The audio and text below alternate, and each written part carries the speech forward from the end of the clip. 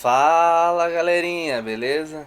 Primeiramente, pessoal, quero agradecer aí que já chegamos em 100 inscritos. Eu nem esperava, é bom ver que tem muita gente interessada no Flutterflow, principalmente nessa parte de low code do Flutterflow, onde a gente coloca mais empenho aqui no canal.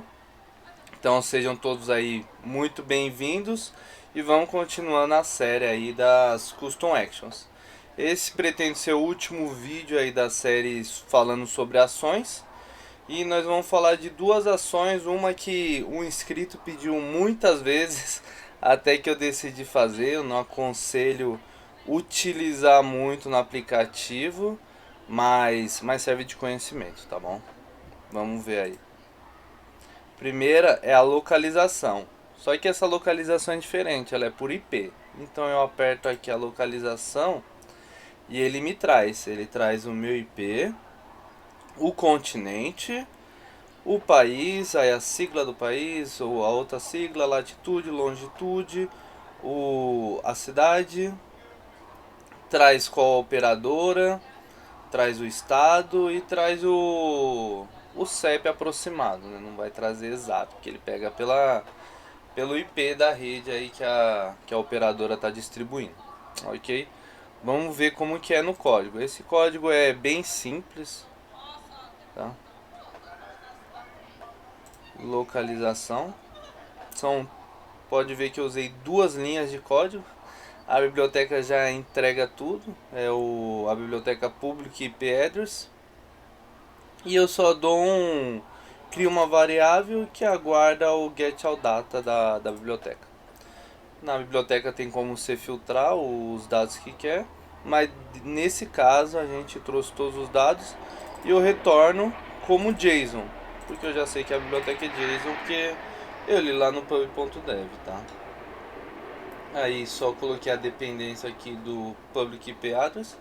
Vale a pena vocês entrar lá no pub.dev e ver essa biblioteca, estudar tudo que ela entrega, mas a implementação dela é bem simples, tá? Vamos ver na tela como que foi feito.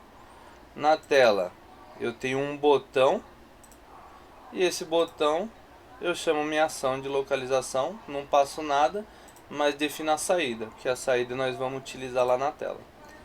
E aí eu fiz diversos testes aqui e cada um eu coloquei um caminho do JSON.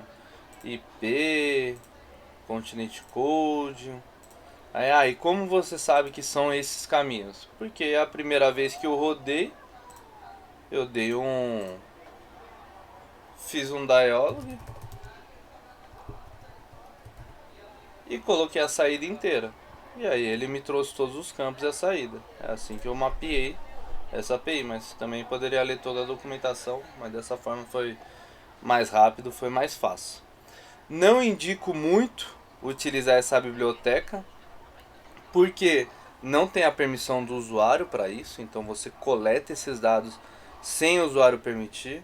Não sei como que é a postura das lojas em relação a esse pacote, não sei se elas barram ou não. Se sua aplicação é web, não vai ter problema, não vai passar pelo crivo das lojas, mas não é algo que eu indicaria muito utilizar para ficar compliance com o LGPD, para o usuário ter ciência que a localização dele está sendo coletada e utilizar outras APIs, como você realmente pedir a permissão do usuário de localização e utilizar uma API de geocode como um Google Place, para você pegar essa localização em si, tá? Mas fica aí ao critério de vocês. Só estou apresentando aqui a biblioteca para vocês terem conhecimento e caso vocês realmente precisem, quem utiliza algo semelhante a isso é o Stripe. O Stripe tem isso aqui nativo, ele pega o IP da pessoa que está fazendo a compra, porque é para segurança da transação. Ok? Vamos para o segundo. O segundo é para a gente fazer um download de um arquivo. Então eu aperto aqui baixar. Ele me abre as pastas. Eu coloco aqui, eu mudo para JPEG aqui a extensão.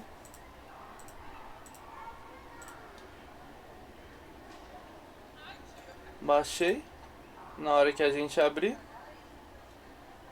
tem a imagenzinha. Ok? Bem simples. Mas vamos pro código, tá? O código é um pouco mais complexo nesse caso. Eu não usei nenhuma biblioteca em específico. Eu utilizei várias bibliotecas para fazer isso. Então vamos começar aqui pelas bibliotecas. Usei o Foundation para saber se é uma aplicação web. O I/O que é para HTTP. O DIL, que também é HTTP, só que ele traz mais coisas do que um HTTP request, então ele tem diversas opções a mais, como interceptação e etc. Esse daqui é utilizado para o mobile. O Path Provider, que é para a gente conseguir pegar o caminho onde vai salvar. O HTML, que a gente está puxando porque é web. E o HTTP. Ok? Então, vamos lá. O que eu recebo? Eu recebo uma URL, onde eu vou fazer o download, e um nome. Aqui é minha lógica se for web, porque se for web ou se for mobile, muda totalmente. Porque um tem permissão de uma coisa, o outro não tem. Porque os caminhos que tem no Android e iOS são diferentes, tá? Do que a gente tem no desktop.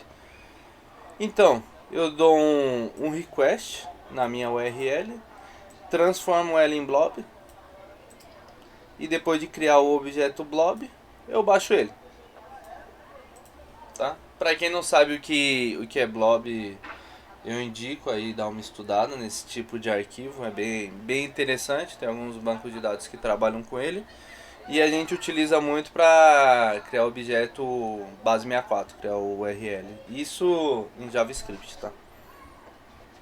Bom, o DIL, eu estou instanciando ele aqui. Ele funciona igual um HTTP, só que ele tem mais coisas.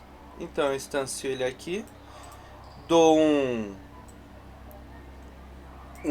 listar diretórios, é assim, né? Então eu abro o listar diretórios que a gente tem no aparelho e dou um save path, que é o diretório que eu escolhi e o nome do arquivo. Aí ele faz o download, tá? Então vamos lá, para a diferença. Para a diferença aqui eu estou dando um HTTP, estou transformando em blob, depois eu faço um objeto com esse blob de URL e baixo o arquivo. Aqui eu listo os diretórios do device, pego o caminho escolhido e baixo o arquivo, tá? Deixa eu voltar aqui. Uma coisa importante que para device vocês vão precisar das permissões, tá? Então tem que vir aqui em permissões e colocar essas duas, write para Android, write external storage e read external storage, que é para ele conseguir ler o que tem no aparelho, né, de diretório. E no iOS é um pouco diferente, ele solicita para cada pasta que você realmente quer. Nesse caso a gente colocou na galeria de fotos, tá? A permissão, então quando eu solicitar para baixar um arquivo, ele vai para a galeria de fotos, ele vai abrir a galeria de fotos. Ele não funciona igual ao Android, onde ele abre tudo e você escolhe onde que você quer colocar, tá? Beleza? E vamos ver a construção da tela, como é que ficou.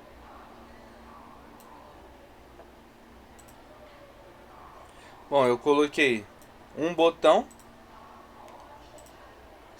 Nesse botão eu chamei minha action download, coloquei a URL e coloquei um nome. Uma coisa importante na URL, que vai dar erro de CORS. Então se você não estiver utilizando um servidor próprio seu, algum servidor que tenha um CORS, então ele vai dar erro de CORS na hora de baixar.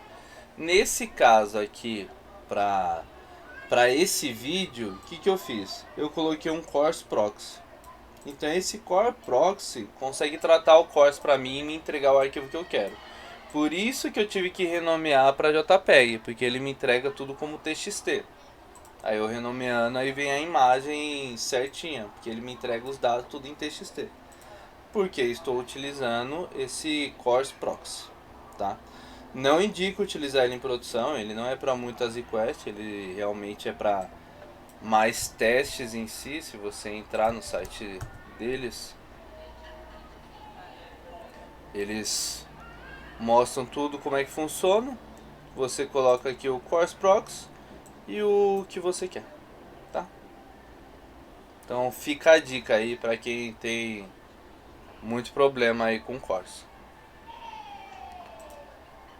Bom, galera, esse foi o vídeo de hoje. O vídeo foi bem curtinho aí, não teve muitas novidades, mas é algumas coisas bacanas aí que vocês talvez precisem no aplicativo de vocês. Vejo muita gente perguntando como baixar arquivo, como fazer download do arquivo. Então tem essa forma. Essa forma é uma das diversas que tem. A gente tem muito pacote no PubDev de download, background de download. Então vale a pena vocês darem uma explorada boa nessa parte. E a parte de localização por IP, que é caso vocês precisem aí para mais segurança, se estiver utilizando uma aplicação web, vocês conseguem chegar até um certo nível bem bom de localização da pessoa, de pegar a cidade que ela está, o estado que ela está e um CEP ali mais ou menos aproximado, um range de CEP. Beleza? Então foi isso, galera. Obrigado aí por quem assistiu. Deixa o like se vocês gostaram e compartilhe o vídeo. Valeu, galera. Fui!